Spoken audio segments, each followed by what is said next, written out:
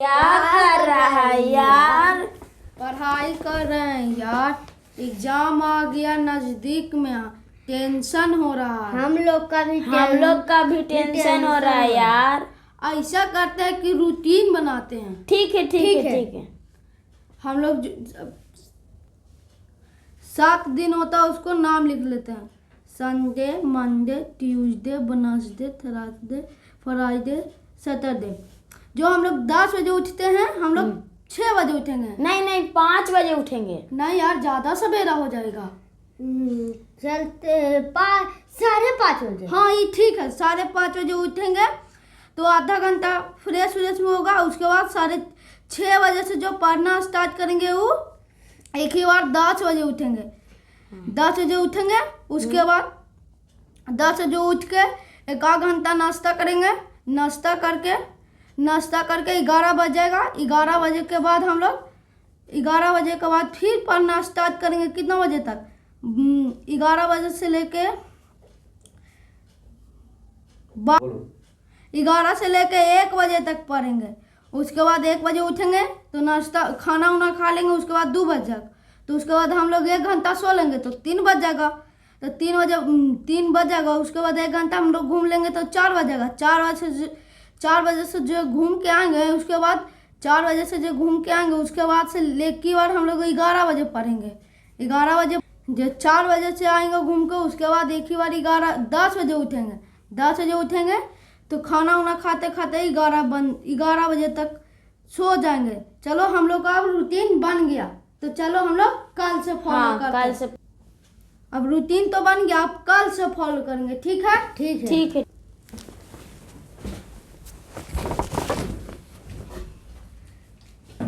चलो रखो, यहाँ पे रखो। चलो अब सोते हैं। चलो उसको।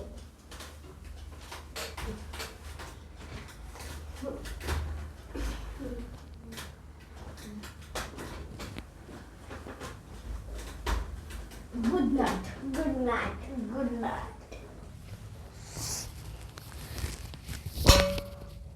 अरे यार 12 बज गया। ए उठो 12 बज गया। नहीं पढ़ेगा यार, 12 बज गया। कल से पढ़ लेंगे यार। चलो कल से पढ़ लेंगे। कल से? हाँ ठीक है, कल अच्छा से पढ़ेंगे यार, एकदम पक्का पढ़ेंगे कल। हाँ ठीक है, सो जाते। ठीक है, सो।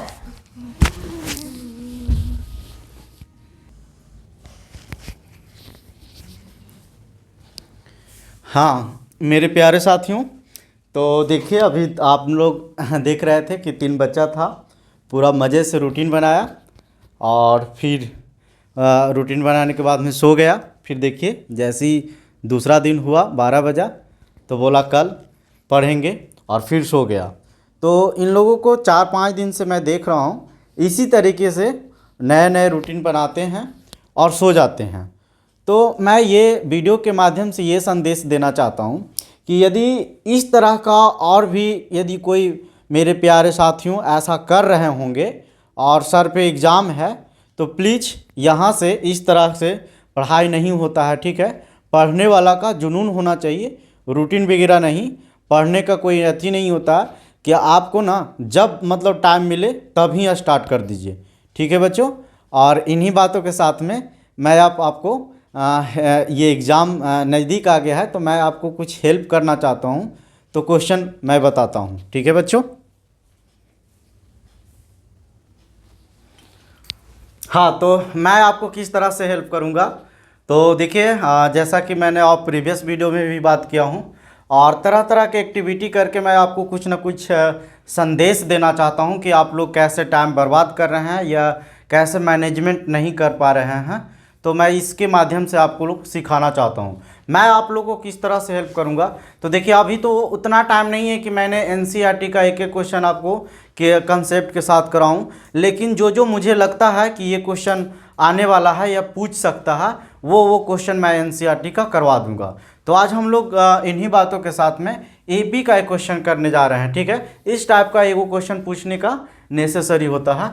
तो देखिए इसमें कह रहा है क्वेश्चन कि फाइंड द 31st टर्म। ठीक है, यानी कहने का मतलब जो क्वेश्चन कर रहा है कि A31 ये टर्म पूछ रहा है कि इसका वैल्यू क्या होगा और गिवन क्या है, तो an A P which 11th term यानी A11 इज इक्वल टू दिया हुआ है 38, ठीक है। तो ये इसको हम लोग पहला इक्वेशन कर लेते हैं एंड 16 टर्म इज 73। फिर दूसरा इक्वेशन दिया हुआ है A16 इज इक्वल टू कितना 73, ठीक है। ये इक्वेशन फर्स्ट हो गया और ये इक्वेशन सेकेंड हो गया। फर्स्ट ऑफ ऑल बच्चों क्या करते हैं कि इस दोनों इक्वेशन को सॉल्व करके, चूँकि देखिए हम लोग एक फार्मूला जानते हैं कि an इज इक्वल टू होता है a plus n minus 1 into में d। तो बच्चों यहाँ पे ना A31 टर्म पूछ रहा है, तो इसका मतलब n का वैल्यू तो दिया हुआ है, n का ये रोल प्ले कर रहा है, लेकिन इसको निकालने के लिए हम लोग को a और d दोनों की ज़रूरी है। तो ये जो इक्वेशन गिवन है इसकी हेल्प से हम लोग a और d का वैल्यू निकाल लेंगे, चूँकि n का वैल्यू तो ये गिवन है, ठीक है बच्चों। तो देखिए A11 इज इक्वल टू जो वैल्यू हम लोग लिख सकते हैं a प्लस और n के जगह पर कितना 11 माइनस 1 और इंटू में d, और A11 कितना दिया हुआ है 38, तो 38 is equal to a plus और 11 में से 1 जाएगा तो कितना 10d, यानी ये इक्वेशन हमारा इस तरह से हो गया, सॉल्व कर दिए। अब इसी तरह से इसको हम लोग लिख सकते हैं कि A16 is equal to a plus 16 minus 1 into में d। अच्छा A16 कितना दिया हुआ है 73 is equal to a plus और 16 माइनस 1 कितना हो जाएगा 15d। तो इस तरह से सॉल्व करके हम लोग इक्वेशन 2 को लेकर चले आए, ठीक है बच्चों। अब हम लोग क्या करते हैं कि फ्रॉम इक्वेशन 1 एंड 2 ये दोनों को सॉल्व करते हैं। तो देखिए इसको ऐसे भी लिख सकते हैं कि a plus 10d is equal to कितना 38, आगे पीछे कर सकते हैं, कोई दिक्कत नहीं है। फिर दूसरा इक्वेशन जो हो गया a प्लस में 15d इज इक्वल टू कितना 73, ठीक है बच्चों। तो इसमें क्या करते हैं कि दोनों इक्वेशन को ऐड करने से नहीं होगा, ये इसमें सेकेंड में से फर्स्ट को सब्ट्रैक्ट करते हैं, ठीक है बच्चों। तो यहाँ पे इसको लिख लेते हैं, आप यहाँ के बाद में यहाँ लिखे और फिर यहाँ लिख रहे हैं। तो इसका मतलब जो इक्वेशन 2 में से, तो ये इक्वेशन 1 था, ये इक्वेशन 1 है और ये इक्वेशन 2 है। तो यहाँ जो हम लोग प्लानिंग किए हैं कि इक्वेशन 2 में से 1 को सब्ट्रैक्ट करेंगे, ठीक है बच्चों।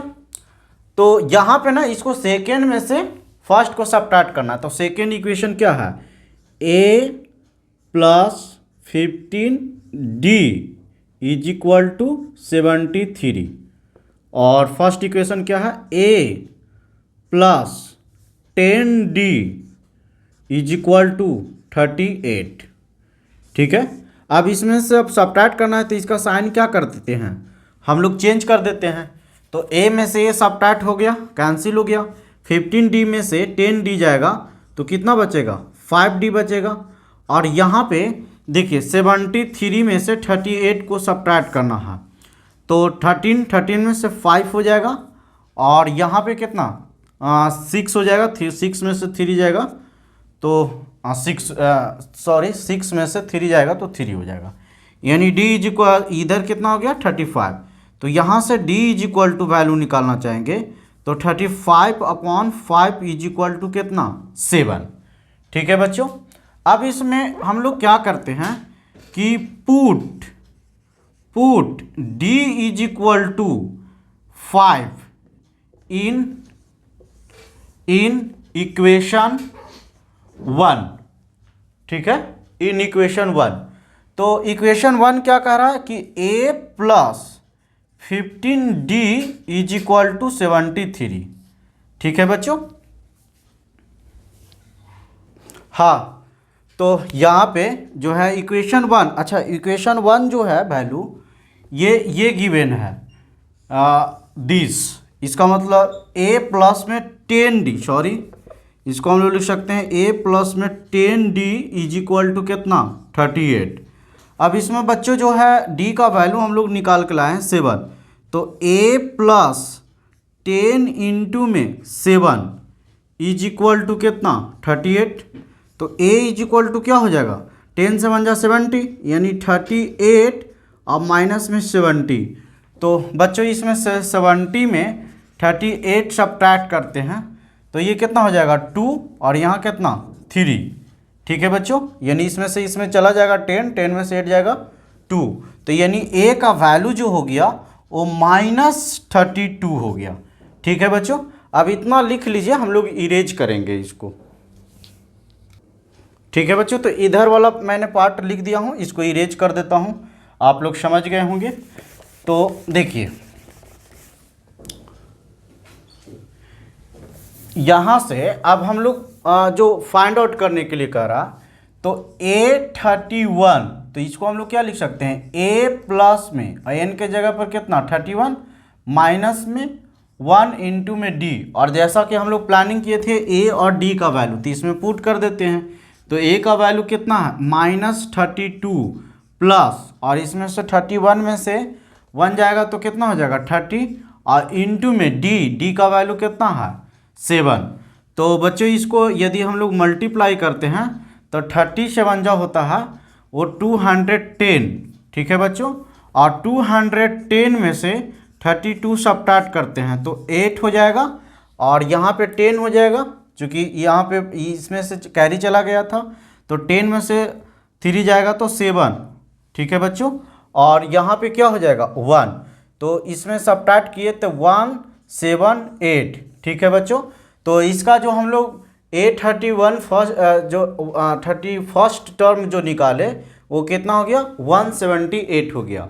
ठीक है बच्चों, तो इस तरह का वीडियो देखने के लिए चैनल को लाइक कीजिए, सब्सक्राइब कीजिए और शेयर कीजिए, प्यार दीजिए, ताकि मैं भी इसी तरह का हम लोग मोटिवेट मिलेगा और हम लोग इसी तरह का वीडियो लेकर आते रहेंगे। ठीक है बच्चों, थैंक यू।